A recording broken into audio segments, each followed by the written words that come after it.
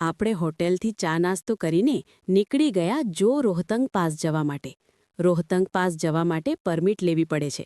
અમારે એક જણના 700 રૂપિયા લીધા હતા. રોહતંગ પાસની ઊંચાઈ લગભગ 13,050 ફૂટ એટલે કે 3,978 મીટર છે. તે મનાલીથી લેહ જતા રસ્તા પર આવે છે.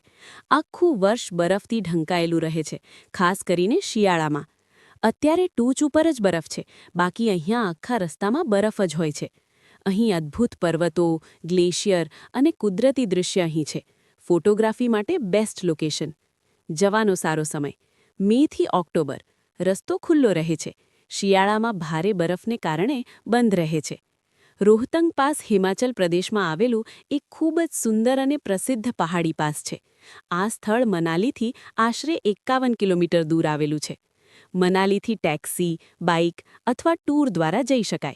હવે અટલ ટનલથી મુસાફરી સરળ થઈ ગઈ છે. અહીંયા પહેલાંથી પરમિટ લેવું પડે છે અને શિયાળામાં સ્પેશિયલ ગરમ કપડાં જરૂરી છે.